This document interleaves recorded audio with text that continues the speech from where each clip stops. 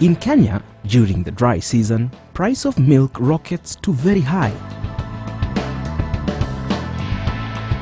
But as the rainy season begins, the price of milk goes down, and in some cases, the milk collectors cannot cope with the amount of milk.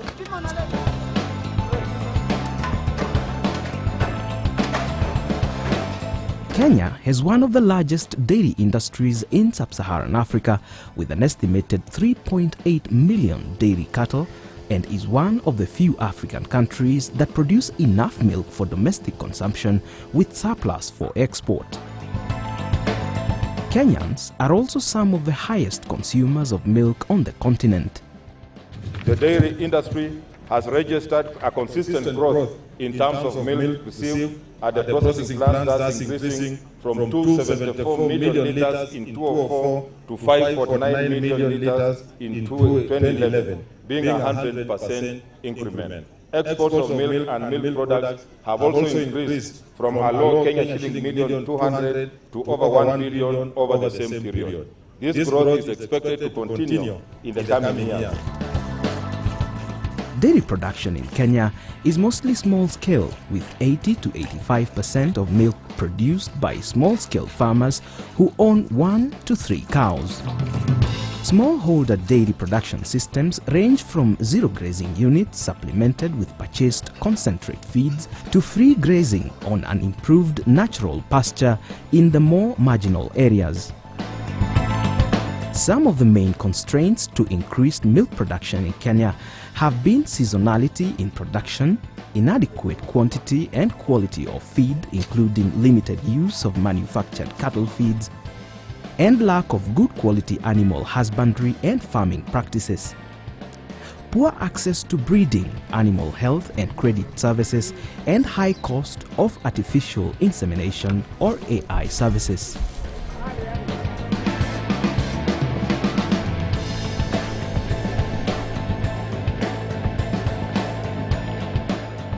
Dairy producers are also faced with poor infrastructure, that is roads and electricity, inadequate milk collection and marketing systems, and poor interaction between research and extension.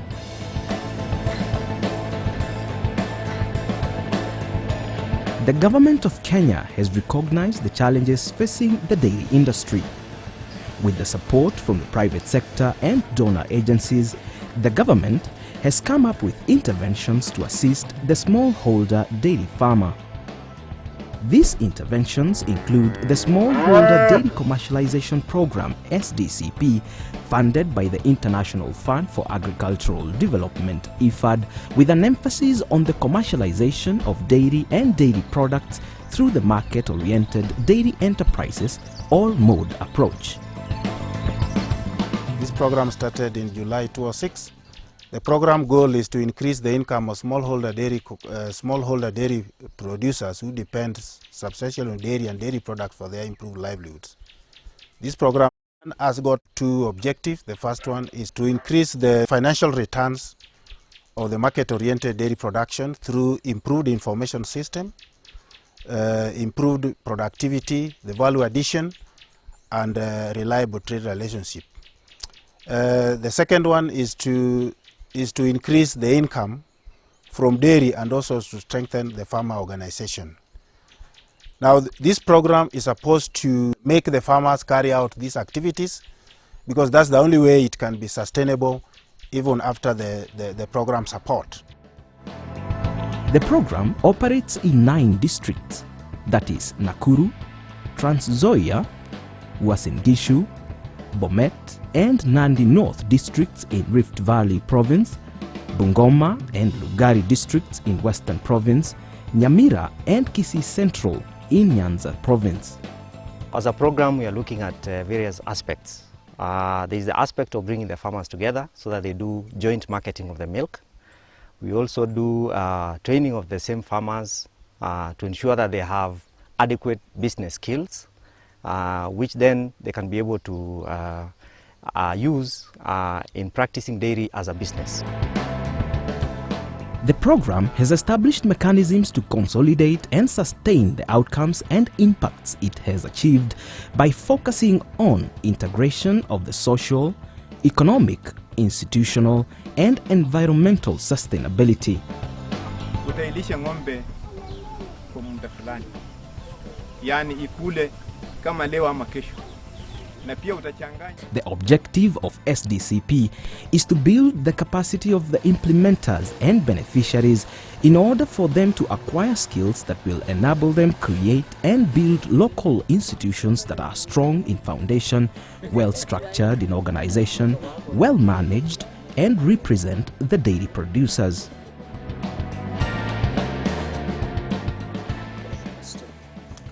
Nyasi yote lazima iondolewe ikifika wakati.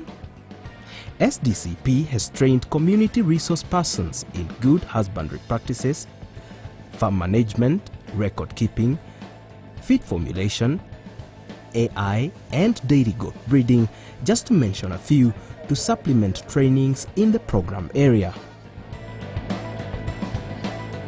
The use of community resource persons and model farmers is to address the gap in extension delivery and ensure sustainability. The program has identified the dairy commercialization area committees as critical pathways that will help actualize social sustainability. The dairy commercialization areas, or DCAs, become focused producer associations, that is through the district dairy associations that will ultimately subscribe membership into the National Farmers Federation. Currently, in each district, there are 3 dairy commercialization areas. A DCA is a planning area where the program activities are focused, and it comprises of between 500 to 800 households. In that DCA, we have DCSC. DCSC is a committee which is formed comprising of members from the dairy groups to ensure that the activities of the DCA are carried out as planned, and they also do the progress monitoring. The importance of a DCSC is to link the beneficiaries with the implementers and to ensure that all the planned activities are carried out and corrective measures are taken. DCSC members are elected from the community to present the community interests and priorities. Another objective of SDCP is to support DCA committees acquire the necessary capacity to sustain dairy value chain development beyond the program life.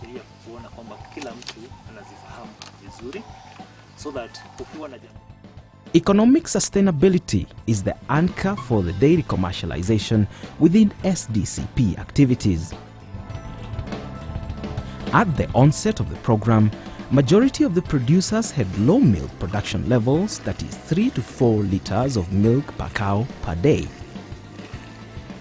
With this in mind, the program focus had therefore to shift from merely increasing milk production towards improving productivity and competitiveness of the dairy enterprise.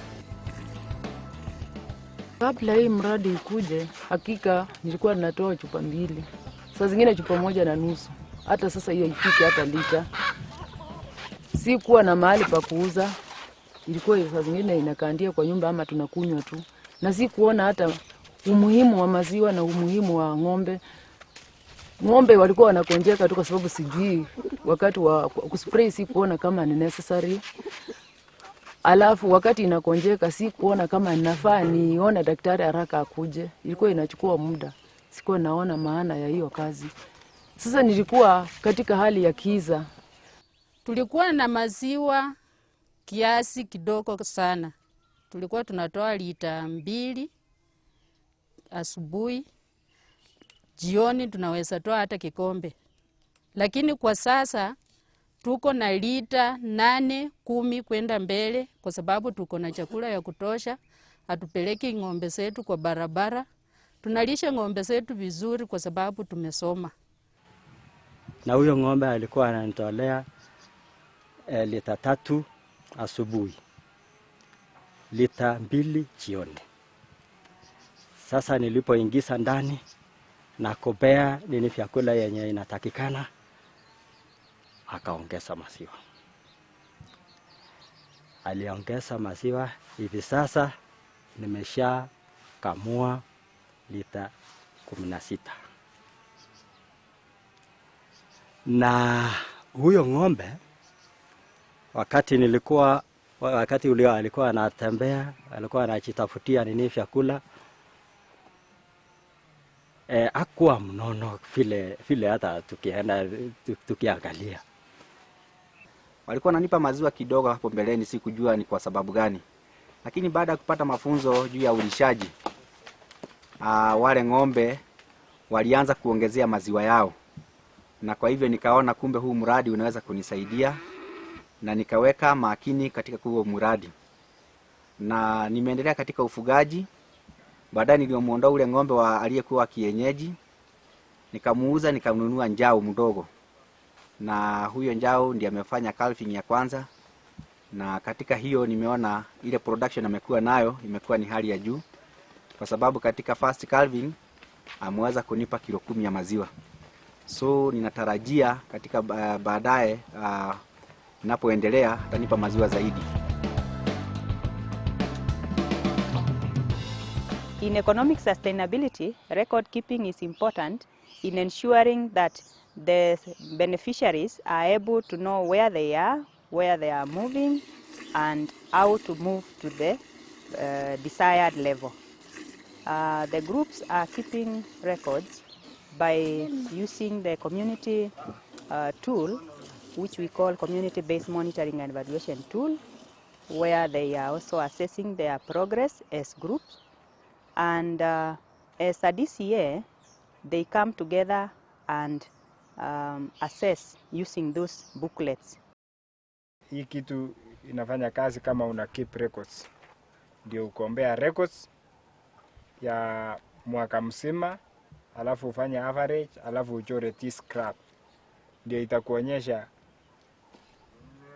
are your income going up ama inarudi chini. Tunaangalia cost of production per liter.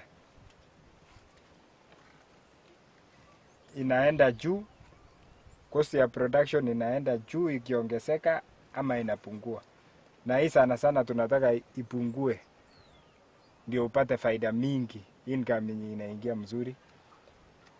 Alafu ujue uko na ng'ombe ngapi, hii ng'ombe yako wanasaa ama wanasimama hapo ama iko namna gani, ndio utacheki. Kuna ng'ombe ya kuamuliwa unakamua ngapi, na liters unakamua ni ngapi kwa siku, kwa hiyo mwaka average, ndio ujue inaendelea. SDCP has linked farmers to financial institutions, and to date, more than 500 farmers have acquired loans totaling to over 135 million shillings, which has gone towards improving their dairy enterprises.